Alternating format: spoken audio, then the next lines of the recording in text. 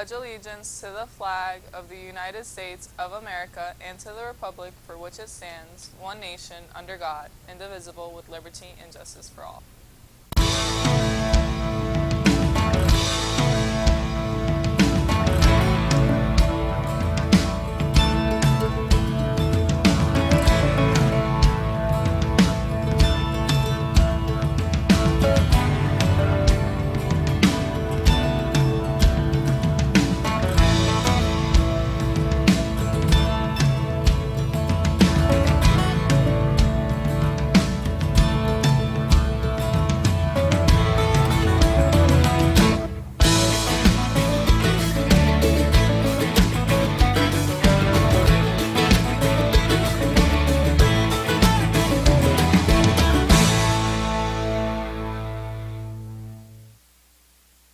Good morning and welcome to RPtv. Today's Thursday, February 24th, 2022.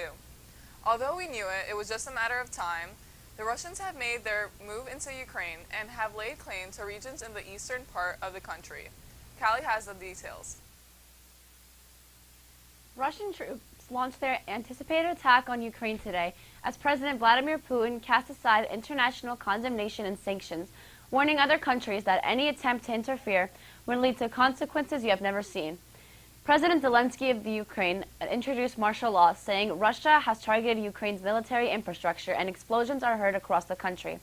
Zelensky said he had just talked to President Joe Biden and the U.S. was rallying international support for Ukraine. He urged Ukrainians to stay home and not to panic. Biden pledged new sanctions meant to punish Russia for an act of aggression that the international community had for weeks anticipated but could not prevent through diplomacy.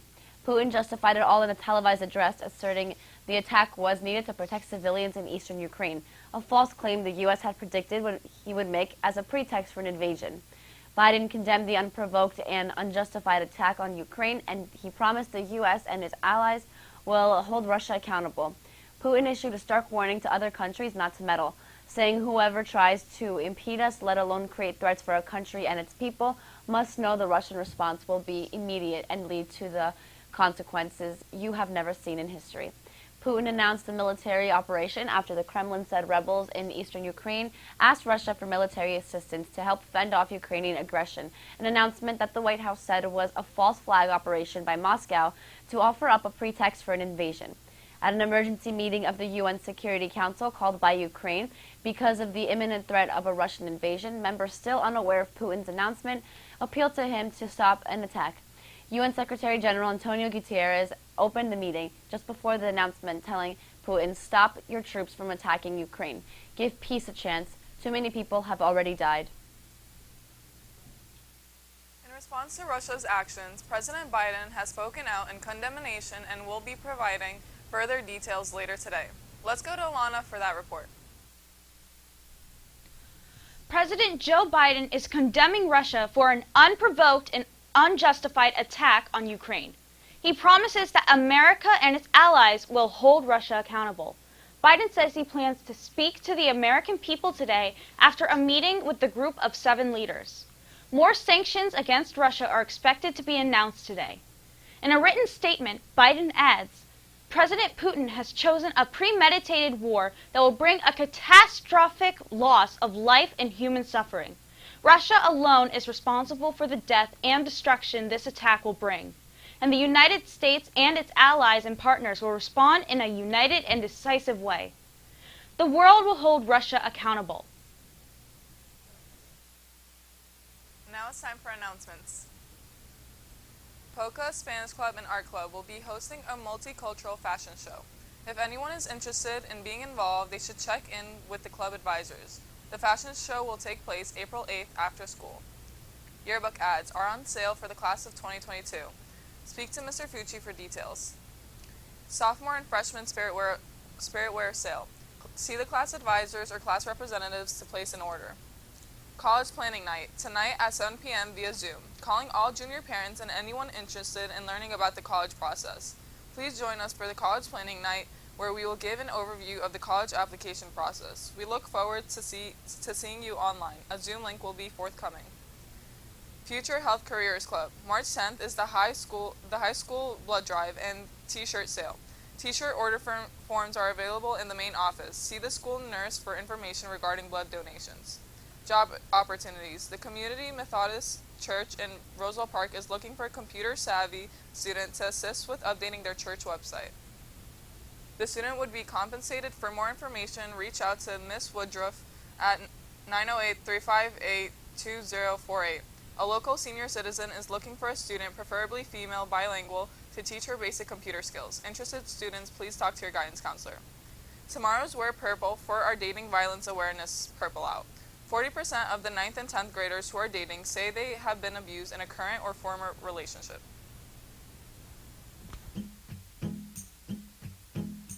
Respect is accepting everyone for who they are, even if you don't agree with them. Here are some ways to show respect. Listen to others and be present. Be kind. Be thoughtful of others' feelings. Acknowledge others. Don't be rude. Say please and thank you. Remember your basic manners. And ask someone how their day was. And always remember to treat others the way you want to be treated. And now for a special report. Here's Cooper with some of the latest news coming out of Netflix.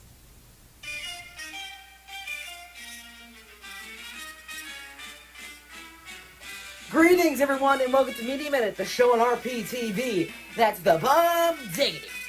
If you couldn't guess from the jazzy music and my flamboyant attitude, we're going to be talking about a cartoon. Specifically, a cartoon that just came out recently. It's called The Cuphead Show. The Cuphead Show is a Netflix animated series based off of the hit run-and-gun indie game Cuphead. The show revolves around the two brothers Cuphead and Mugman, looking for fun and getting into all sorts of mischief in the mystical world of Inkwell Isle.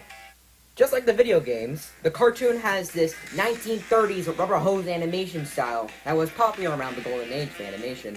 Think the old Mickey Mouse cartoons, Popeye or Betty Boop.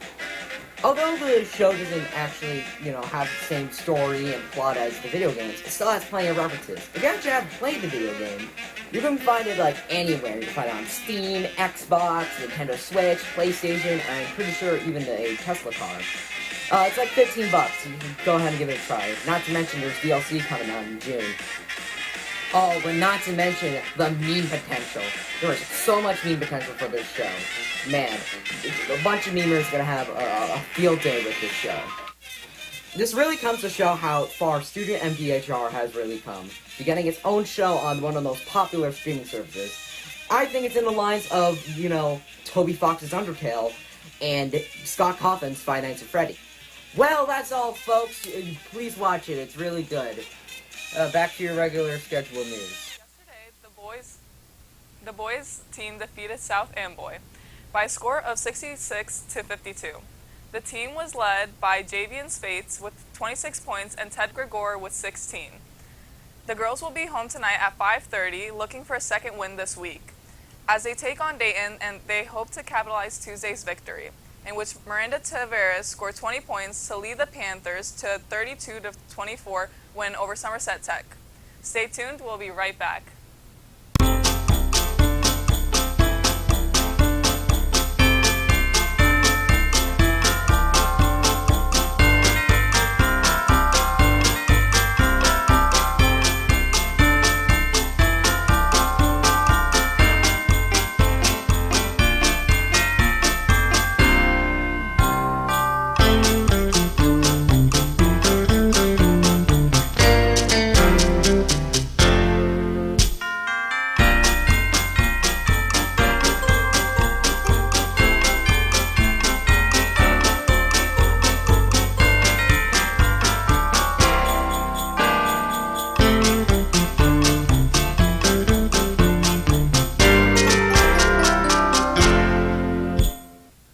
Thanks for watching, have a great day, and stay tuned for CNN 10.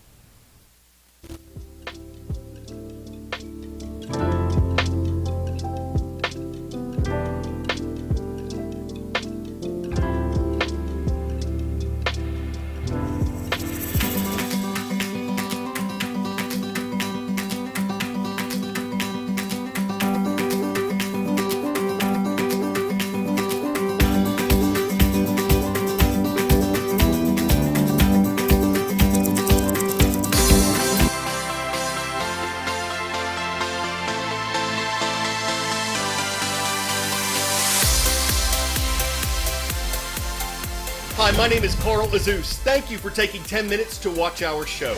A lot of fast-moving headlines concerning Ukraine top off today's coverage. Here's what's happening. Russian troops have crossed the border into the Eastern European country. This happened after Russian President Vladimir Putin gave a speech on Monday saying he would recognize two regions in eastern Ukraine as being independent from the Ukrainian government.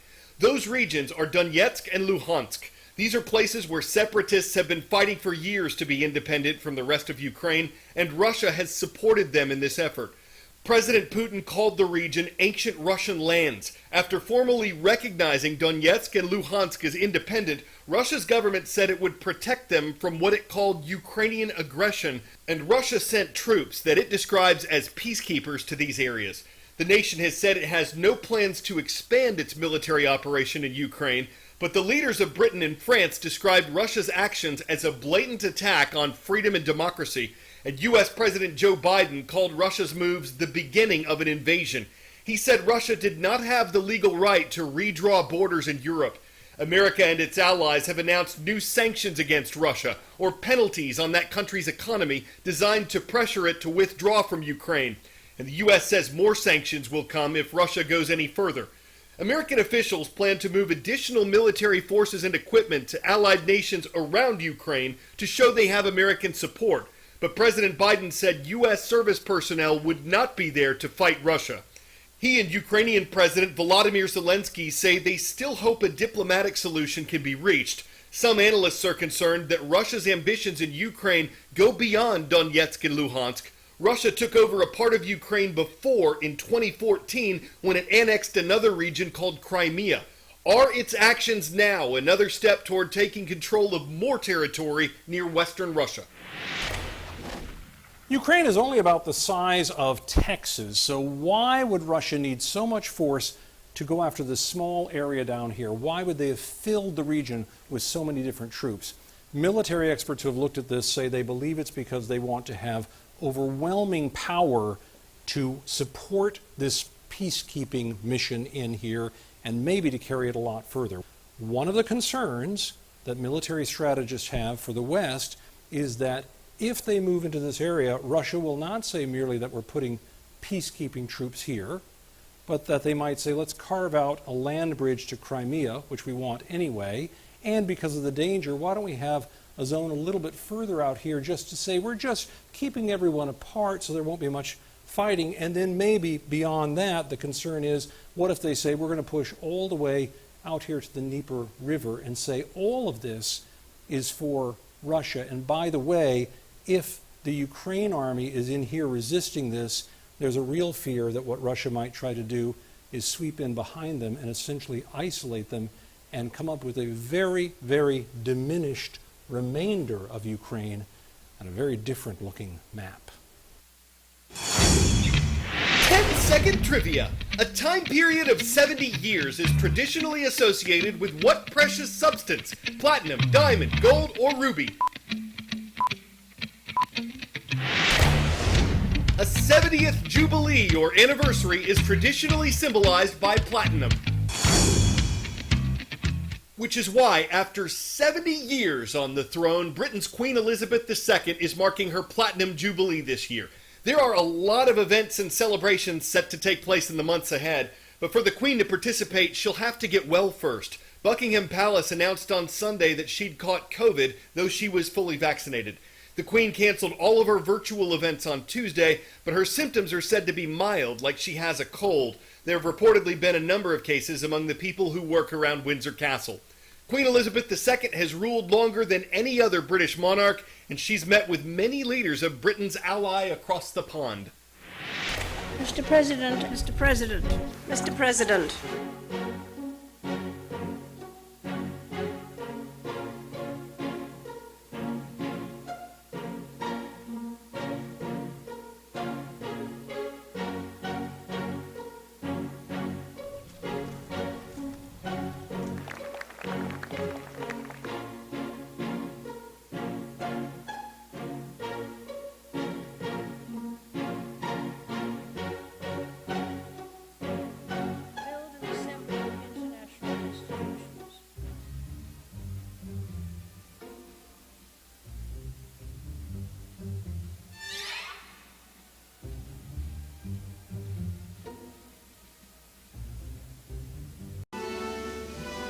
to Her Majesty the Queen, to the vitality of the special relationship between our peoples, and, in the words